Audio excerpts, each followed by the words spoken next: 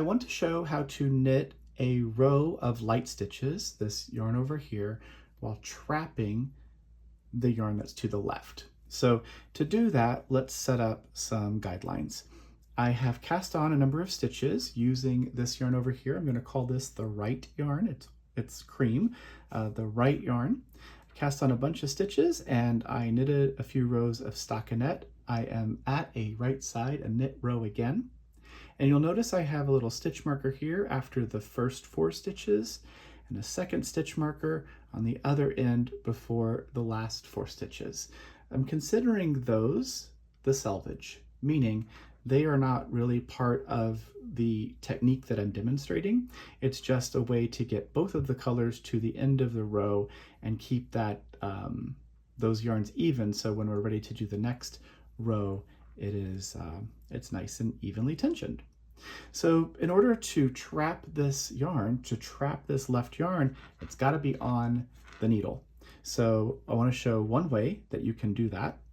Of course, well, first, you can just start knitting, right? So hold on to the yarn, hold on to the yarn tail, and pull it through, and you've made a dark stitch. But the thing that is not great about that is that this stitch can get looser because there's nothing holding it snugly in place. So instead of just beginning to knit and having that first stitch be potentially a little bit loose, I am going to do a slip knot. So to do that, I'm going to leave a little bit of a yarn tail. This will be what we'll use to weave in the end once we've committed to the project and we know we are not going to start over. I'll hold on to that tail and use my index and middle finger. I'll wrap around both of those using the yarn that's going to the yarn source. And then I'll take this yarn and I'll tuck it under the loop I just created and then sneak my fingers out of there, and this makes a slip knot. So slip knots are really great because they create a stitch and it's also a very secure stitch. Of course, there's a tiny little knot here, so you may or may not love that. And then this tail is always going to be that size until you weave it in and trim the ends. So this stitch itself will slip onto my needle and it will be my first stitch. So let's get going. The first 4 stitches, I'm just going to alternate the left hand yarn for 1 stitch, then the right hand yarn. So to get this left hand yarn, the dark yarn, onto my needle, I want the yarn tail to be to the left. I've gone into my stitch like I'm going to knit, slip this slip knot onto my needle, and I'm going to pull it through just like it's a normal stitch. And then I'll go in like I'm going to knit my next stitch because that's what I'm doing. This left hand yarn is going over here to the left and it's going to be managed by my left hand. And the right hand yarn, the cream one over here, is going to be managed by my right hand. You go this way. Okay, so I did 1 stitch of dark yarn. Here's 1 stitch of light. Here's 1 stitch of dark and 1 stitch of light. And what that does is, like I said, it gets us over to the middle of our fabric, and this is going to be a great place to practice this new technique. So we're now beginning, we'll say we're beginning our motif. So we're ignoring all of these stitches. And so the very first stitch that I do now is going to be the first stitch in the pattern. So the first stitch in Locked Floats is just a normal knit stitch or a normal purl stitch, the same way you've always done that stitch. So I worked a plain knit stitch using the right yarn, the one here over here to the right, and I'm going to trap this darker yarn, the one that's to the left, which we're calling the left yarn. So in order to do that, I first go into the next stitch as if to knit, knitwise, right? And then I'm going to move the working needle, which is this needle here. I'm going to move that needle under the left yarn, like that. And then I am going to hold on to this yarn, maintain tension, and I'm going to wrap the right yarn around the working needle knitwise. Then I will return the left yarn, this one here, to the back, like that, and I will complete the stitch.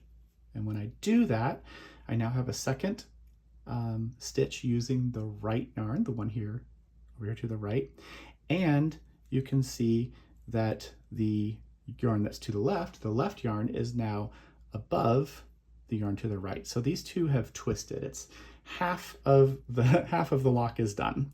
The next stitch is just a plain stitch. So every other stitch of the same color, we're just working a plain stitch like normal.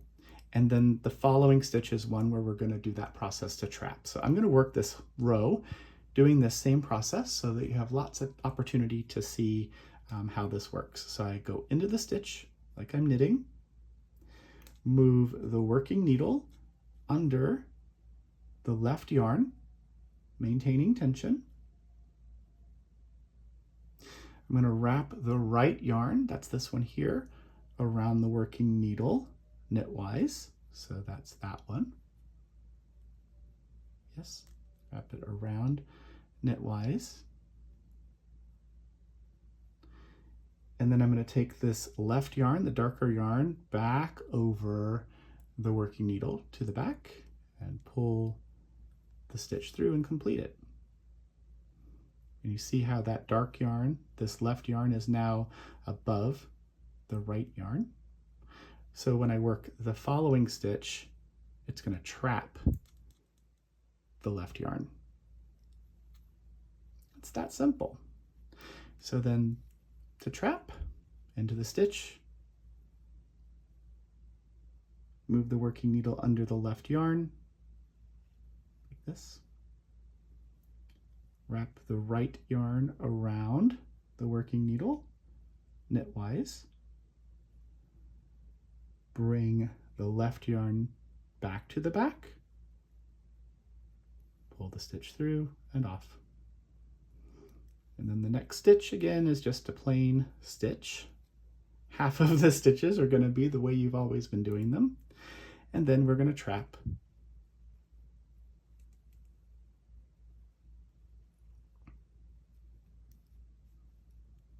Now, you're probably not going to be doing a giant row of all the same color, a long run, quite often. Usually there's going to be some kind of a pattern. But in another video, I'm going to show you how to knit an entire row of the left yarn, that one over there, while trapping the right yarn. And then you can put the two together and create all the things. So here is a trap. A little faster. Plain stitch. So really you're just going under the left yarn to trap and over the left yarn to work the normal stitch. So if that makes it easier.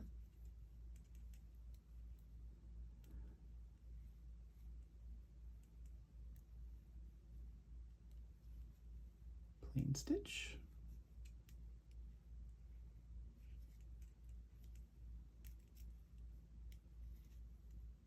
I'm getting near the end of my row here. I'm getting close to my little stitch marker. And so when I get to the end here, the last stitch I'm working is going to be a trapped stitch. It doesn't matter whether you end with a trapped stitch or not. Usually that very last stitch, if it was the end of the row, this would probably be in the selvage of some kind if you don't have some border. So now I'm just alternating the two colors, one stitch at a time, to get to the end of this row. Because these are just single stitches, there's no need to trap a float, because the first stitch of a new color, there's nothing to be trapped. And then the second stitch is where we start to trap things. So that is the first row of locked floats. This is locking the left-hand yarn using the two-handed method. Let's show you what the back looks like. And of course, once we get more material on here, we can start to see how the technique looks.